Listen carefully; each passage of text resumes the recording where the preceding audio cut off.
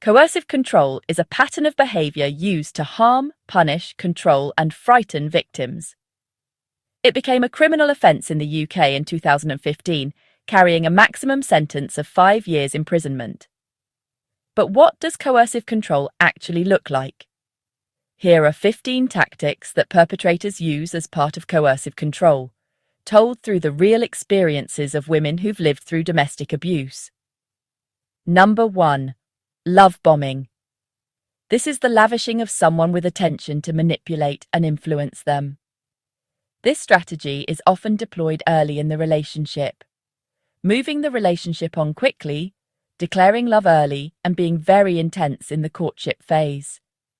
It can appear flattering, but it is highly manipulative. He forced the pace. I became intoxicated by his passion. He seemed devoted. I felt completely in love, different from any other relationship. Number 2.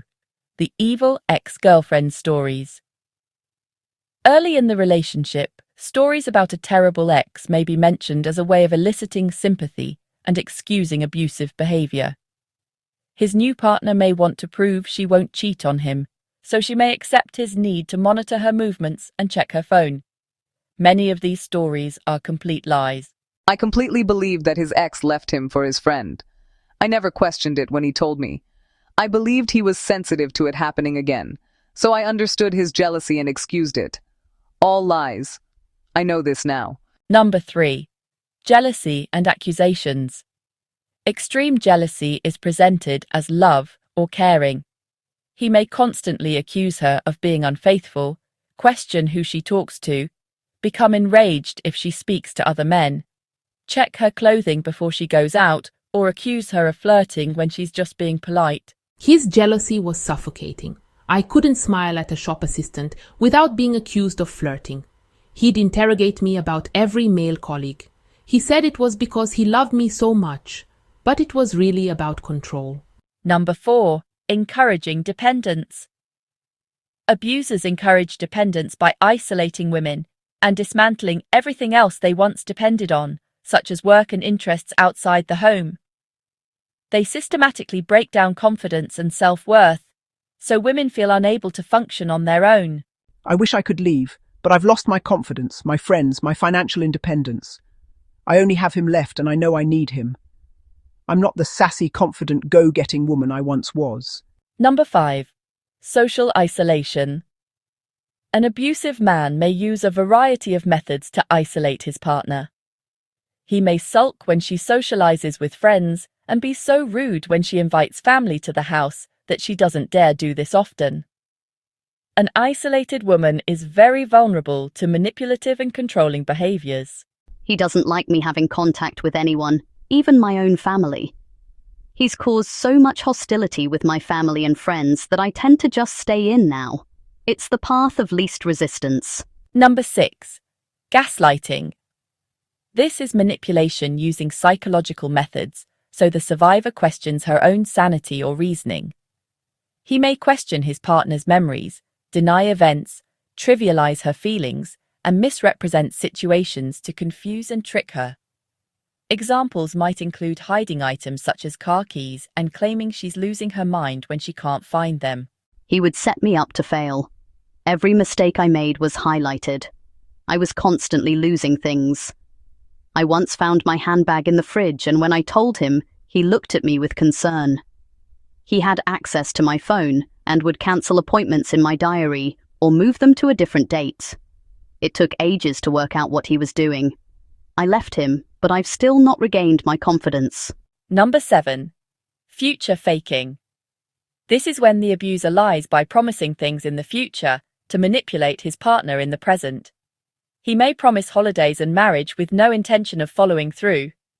He will make promises based on what he knows will be very desirable to his partner. We were going to get married and live together. He promised me this for 20 years. I still struggle to believe he never meant it. He manipulated me with this lie for all that time. That future dream that I thought would make my life complete. Number 8. The silent treatment. This is an extreme form of passive aggression often employed by the covert narcissist. He may withdraw all communication and may even fail to give eye contact in order to demonstrate his discontent. It's a cruel form of manipulation designed to put him in a position of control while silencing his partner. If he was unhappy with me, he would operate like I didn't exist, not talk to me, look through me, and keep a distance away from me as if physically repulsed by me. This behavior of his tortured me, and it could go on for weeks. Number 9. Name-calling, put-downs and criticism. Abusive criticism and put-downs are used as a means of control. These are sometimes so subtle that his partner may not interpret them as abusive, but cumulatively they will damage her. He will often focus his abuse on her appearance, accusing her of being lazy, stupid, selfish, and sexually promiscuous. He called me a slag so habitually that my 3-year-old started calling me this too. Blessing in disguise. It was at this point I knew I had to leave. Number 10. Aggressive behaviour. This can take the form of physical violence, shouting, raging, and obvious bullying, but it can also be more subtle. In a healthy relationship, both parties should feel able to disagree without fear of the other's reaction. With domestic abuse, it's common for the survivor not to dare question the perpetrator for fear of his reaction. The whole time I was with him, I was treading on eggshells. I'd do everything to avoid his anger. I'd watch his face, check his mood, do everything I could to prevent one of his explosive rages that triggered me so much. Number 11. Reinforcing traditional gender roles. Expecting his partner to stay at home, care for children, and carry out menial household tasks while he works outside the home is common amongst controlling men. He may claim to be head of the household and, as such, make all the important decisions. I have a degree in law. I began training to be a solicitor when I met him. Now I cook, clean, sort the kids, and play the little woman role. I've lost myself and I'm not even sure how this happened. Number 12. Controlling access to money. Economic abuse is almost always a factor of coercive control. He may rely on traditional gender roles to justify his control of finances. Once access to finances is controlled, women's options, particularly her ability to leave, are massively curtailed. Every purchase I made caused a ping on his phone.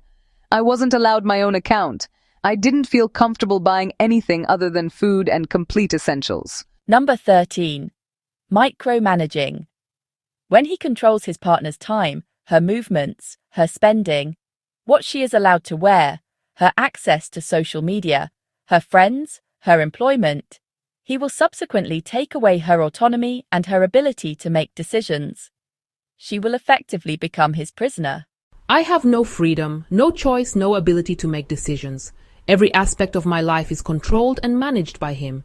Number 14. Sexual abuse. Sexual abuse can be perpetrated as a form of coercive control. He may sexually abuse to manipulate her, being intimate and loving on some occasions or rejectful and hateful on others. He will also reinforce traditional gender roles when he expects his partner to submit to sex, irrespective of her wishes on the matter. I always eagerly submitted to sex. I never enjoyed it, but I knew it would keep him calm for a while. I'd do anything to keep him calm. Number 15. Using children as weapons.